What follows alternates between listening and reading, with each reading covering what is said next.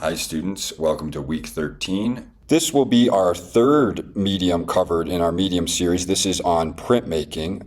Printmaking in some ways is a lost art. Printmaking may seem outdated because there are so many other ways to make prints now digitally with inkjet printers, and now we're having 3D printing, and we'll cover some of that towards the end of this lecture. But even though they may seem kind of strange and outdated in their process, they still are fine art and require a lot of skill, and they're highly technical. Intaglio lithography, it's an art form that not as many people know how to do or have access to because of all the equipment and space that is required, but they make very unique and specific marks and leave behind a trace of their process, especially in one like woodblock printing, which the great wave off Kanagawa is we've been looking at throughout the semester. I do have some experience printmaking with lino cut and woodblock, but some of the other ones just take a little bit more technical knowledge than I'm used to. A lot of it to me is also kind of mysterious. Printmaking has been utilized many times as for social change because you can create multiples and hand them out to distribute a message around the general public. So printmaking has been around for a long time and has gone through different stages of popularity. So this week, let's try to unpack the complexities of the printmaking process. In the old days, you had to copy everything by hand. When printmaking was invented, it allowed for the same design to be reproduced and distributed to many people, which meant that artists could make a lot more money than when they made just a single version of it. If an artist creates the image, supervises the process, and signs the work, is it considered an original? This is a question that we'll ask while we talk about printmaking. In printmaking, there's multiple originals. The original drawing often will get destroyed. The printmaking processes, there are four main processes we'll talk about: relief, intaglio, lithography, stereography. Each one of these processes uses a different matrix. The matrix is what you carve your image into.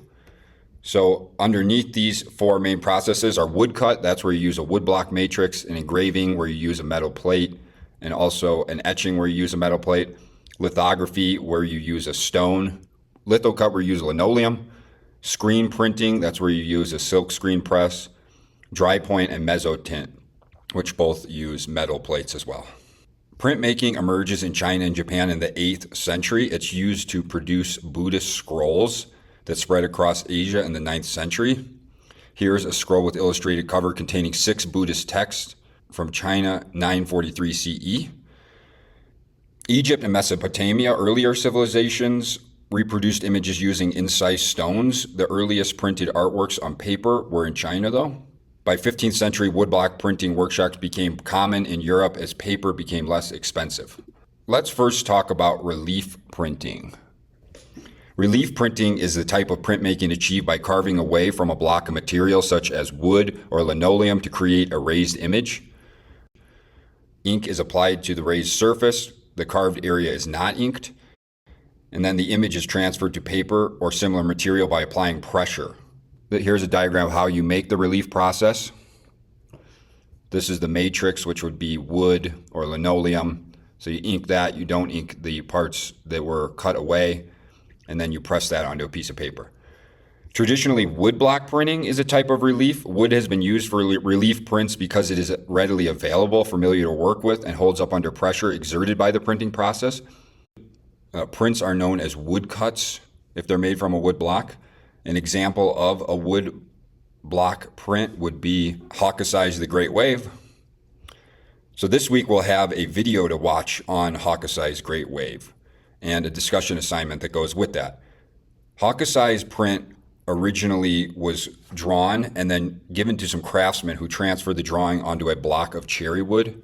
There were 9 different blocks made, one for each color.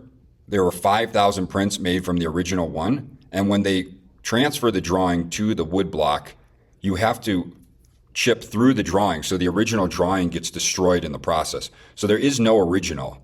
This is one of a series called 36 Views of Mount Fuji that Hokusai made, and Prussian blue was imported from Europe. That's the blue color in it. You have to place each block exactly the same on every single sheet, or else it looks out of order and you have to throw away the piece. So there's going to be much more on this. And here, let's look at some other Hokusai prints. Another view of Mount Fuji. Here's another Hokusai print, view of Mount Fuji. And another one here. So Hokusai is one of the most famous printmakers in the world. His works got distributed far and wide, and there's going to be a lot of information on him. There'll be a lot of autobiographical information on him in the video that you watch this week. Japanese woodblock prints came into the south of France ports and were distributed amongst Europe. Van Gogh specifically was very enthusiastic about these prints. Here's one that he made a replica painting of. So they had a big influence on Europe, as well as Europe had an influence on the woodblock prints, as you'll see in the video you watch. Kitagawa Utamaro, pictures of the floating world, ukiyo-e. Those are decadent and fashionable people that separate themselves from the agrarian class, so the farmer class, the agriculture class. They would have been considered celebrities in their day. This is the late 1700s. They were the first people to sort of live this luxurious life. They would have been the influencers on Instagram or the celebrities of the day. So this is a woodblock print that would have been distributed around Japan. Albach Durer's The Four Horsemen of the Apocalypse from 1498. This is from the Book of Revelation, which is a Christian text about the end of the world. And the four horsemen of the apocalypse are pictured here. We have death, plague, war, and famine. So Craftsman created a printing block from his original drawing. Remember, Durer is the one who did the bunny rabbit that we saw last week in the last lecture for watercolor. He made this drawing, handed it to a craftsman who then stacked pieces of wood together and carved in these little teeny tiny details that could withstand the pressure of repeated printings. So the text had to be made in reverse because with this one, it prints a mirror image. This was his most popular print that he made from a series. And this actually made Dürer very wealthy because it was so popular. Emil Nolde is a German expressionist who uses woodcut in this portrait of the prophet. And what he does here is keeps the wood grain. So you can see the grain of the wood in the face. He uses that to emphasize an organic and kind of rough texture that goes with this prophet. Stanley Donwood, Hollywood Limousine from the Los Angeles series. That's lost spelled like you're lost in the woods. Donwood is known as the creator of a lot of Radiohead's artwork. He made this series, The Last Days of Los Angeles. It kind of looks like a book illustration, and it's made from lino cut. So very similar to woodblock print, but instead of cutting into the wood, you cut into linoleum, which is sort of a soft plasticky material. So you would carve away the parts that you wanted to be white and then ink the lino cut and press the paper on it. The next process we'll discuss is intaglio, also known as the engraving process. Intaglio means to cut into. A sharp tool, a burin, is used to cut into the metal. This differs from relief because little of the material is removed. Ink is wiped away, leaving only ink in the scars or the removed parts. And then the printing press pushes together the plate, leaving behind the image. So it's a very shallow removal of material, and it's usually done on a metal plate. We're going to look at a series of Adam and Eve prints now. The first one is Mark Antonio Raimondi's Adam and Eve. This is an engraving, so it's based on the careful scoring of a metal plate so that the clean gouges are created in the surface. An engraving can achieve fine detail, making the resulting print more like the artist's original drawing. So this is a story from the Bible. Eve is tempted by the snake and eats the apple, and then she gives it to Adam, who also eats it. And this is representative of man's fall from paradise. Raphael was the original author of this drawing, and he supported Raimondi copying his drawings into engravings by providing the original drawing. So he actually gave the original drawing to Raimondi and said, go ahead and copy this. The two together established a school of engraving that continued to make copies of his works even after Raphael's death. So this is the 1500s. This is another engraving of Adam and Eve done by Albach Dürer, the same person who did the Book of Revelations one. Max Beckmann, again, who was a German expressionist, did this version of Adam and Eve in dry point. In dry point, the cutting tool is pulled opposed to being pushed in engraving, and it leaves behind an edge or burr. So when the plate is wiped, the ink is caught under the burr, and the result is a less precise line with more irregularities, as you can see. Beckmann's uneven line expresses unpredictability and an organic naturalness. The irregular, rough lines of dry point suit the subject matter. This is right after Adam and Eve eat the apple, and as soon as they eat the apple, they become aware of their nakedness, and they become ashamed of their nakedness. That's why they're covering their genitals in this picture. So they're uncertain about their future, and the uneven line expresses that unpredictability. And then here is a Rembrandt version of Adam and Eve. And this one is an etching. A metal plate is covered with an acid-resistant coating into which the artist scratches the design. The plate is immersed in acid. The acid bites into the metal where the covering has been removed, making grooves that hold the ink, so small incisions. The Dutch artist Rembrandt was a master of intaglio printing, especially etching. Rembrandt brings out details by marring the plate surface more in the areas that will appear darker in the print. So he works in reverse. This one, you see the snake almost looks like a dragon or something. Here's Francisco Goya's Giant. This image is created in a floating powdered resin. That's a tree sap. And what we call this is aqua tint. The rosin is melted onto the surface by the plate, creating a mottled acid-resistant barrier into which the design is etched. This creates a soft, organic texture similar to that of brush and ink. The print shows the wash-like appearance of the aqua tint process.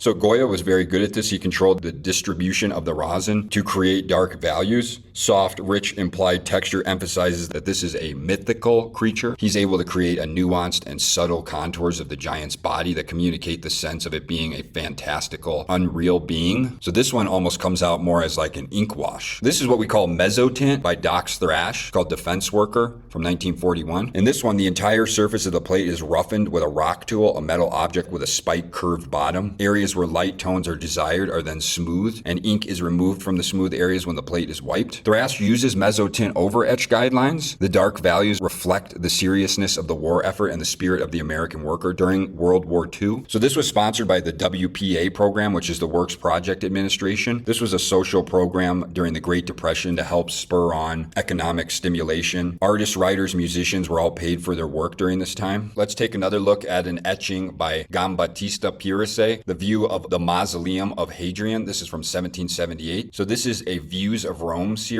He made lots of views of Rome. He had detailed clarity, accuracy of line, gradations with hatching. True masterwork. Sells these prints. He sells 23,000 of these prints to tourists visiting Rome. They're not entirely accurate, but an idealized vision of Rome. You can see the detail of the etching. Able to get this very fine work. So here's a picture that he made, and then here's a photograph of the Capitoline Hill, and here is an etching of the Capitoline Hill. So as you can see, they're a little different. He idealized it to make it a little more appealing as a composition. Giambattista Pirisei made this labyrinthine etching of a prison, and it was a big influence on M.C. Escher, who did a lithography print of a labyrinth in a similar black and white and style. This is Glenn Alp's roll up number 2. This is colography, is created by building up rather than cutting into a surface. Artist glues or collages materials to a rigid support, like wood or cardboard. Then the image can be inked and printed. Alps is most closely associated with the development of colograph. Pieces of material are glued in spontaneous waves. Surfaces can be easily manipulated. Now let's talk about lithography. These will all be under the category of planographic, so that's when you make a print from a flat surface. First one is lithography, from the Greek for stone writing. Planographic process. Print is made from an entirely flat surface. German author Alois Seinenfelder devised the process in 1769 as an easier way to make newspapers. This allows the artist to draw a design in the same way they can do a drawing on a piece of paper. And the way that you do that is by using a grease pencil to draw, and then you wipe away with kerosene the part that is left. So you use a grease pencil to draw. The grease pencil acts as a resistant. You can wipe away the drawing with kerosene, but the resist will still remain. And then when you ink it up, it'll not ink in the parts where the resist is. Dumire uses the lithographic process to tell citizens in Paris about a police incident of brutality. So he worked for a monthly magazine. There was a police brutality that he did this illustration of, and got passed around the general public in the 1830s to spread awareness. A lithograph. Lithographs can look very similar to drawings. Now a serigraphy, which is also known as the silk screening process. Versatile process capable of placing ink on a wide variety of surfaces like t-shirts, solar panels, packaging, and circuit boards. You can use very strong colors, and they are right reading. That means you don't have to have the mirror image. You don't have to write things backwards and hope so that they will show up the right way when you print it. In this one, silk screen, they show up the right way. This is first developed in China during the Song Dynasty, 960 to 1279. They used a stencil process, so masks out an area so that the ink can take on the masked areas. Nowadays, A fine mesh is usually made out of nylon, and the printmaker moves a large squeegee over the screen while the masked areas prevent ink from passing through the unwanted areas. The mask can be made out of a glue or a tape. So Andy Warhol really makes this process commercial and fine art. Warhol deliberately repeats the image to comment on the nature of mass-produced images in advertising, emphasizing the flatness and lack of depth. One of his most famous pieces is the Marilyn. Marilyn, at the height of her fame, he reproduces this image to comment on her mass production in advertising and how public figures market their image. So this is Marilyn at the height of her fame. There's large areas of flat color in silkscreen. And again, Warhol emphasizes that flatness and lack of depth in the image of Marilyn, showing how it can become a commodity rather than a genuine attempt at capturing her individuality. And then he also clones Marilyn to accentuate the degeneration that occurs when the original is copied. So a copy of a copy of a copy, here you go, a copy of a copy of a copy gets less and less clear, more faded and degenerate. Andy Warhol also did one of double Elvis here. So often you see the images repeated. Melanine Yazzie, this is an untitled artwork. Yazzie uses a spontaneous and expressive approach in her work. She explores her Navajo heritage and the human condition. This is a multi-layered work with 2 images. The second is superimposed over the first. And this is something you can do with silkscreen. You can overlay images in this way. You can see this piece at the Mesa Contemporary Art Museum in Arizona. Prints are produced in limited numbers of identical impressions called editions. Each print in the edition is assigned a number in the production sequence. Although they could create more, most artists decide to print a set number of prints, a limited edition. So when you get a limited edition, 1 of 25, there's only 25 of those made, and if you have one, you have one of those unique parts. The problem does come if more would be printed, then all of a sudden it might be 1 of 500 or something. Against that is what you call a monotype or a monoprint. These techniques enable an artist to produce a one-of-a-kind image. So a monotype image prints from a polished stone, glass, or metal. And you can make these using any print process. So Hedda Stern was a woman in a group of abstract painters called the Irascibles. Although abstract, her monotype makes associations with architectural and mechanical images, probably employed a straight edge to maintain the regularity of the line. But this is a monotype, so there's only one of these prints made, and there was only one that was capable of being made. And then it was taken apart after that, and there's no way to reproduce a second version of it. So a monotype. Printmakers sometimes rely on the technical expert of craftsmen. Print shops work with the artist to find the right paper, surface appearance, and archival qualities.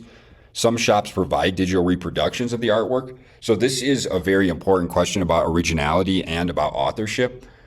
When a printmaker works with an artist, who really should deserve the responsibility for that? Or should it be considered a collaboration? Because the artist himself or herself could not make the image without the expertise of the person who knows how to do all this technical stuff we've been talking about. These are more prints by Goya.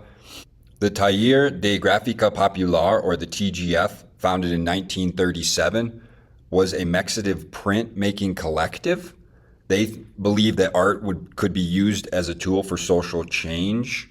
They had themes such as political resistance, labor movements, Mexican Revolution, class struggle, the oppression of people, economic inequality, anti-colonialism. So they made all these prints and distributed them. They made woodcut, they made lino cut, they made etchings and distributed them among the population in Mexico to try to perpetuate their ideas amongst the citizens. And they followed in the tradition of the Mexican muralists who we looked at last lecture in painting, like Diego Rivera's. There's a video to watch on the TGP in the module this week. Freedom of expression and new technologies have inspired printmakers to innovate. Much of the innovation rises out of collaborative print shops and redefine the nature of printmaking. Printmaking through printers now. So portal artwork, color separation for a commercially printed reproduction of an artwork by Van Gogh. These are the main colors you use in printing: cyan, magenta, and yellow, and then black and white. And the commercial printers can separate these and print them one at a time. When they come together, they form this full image.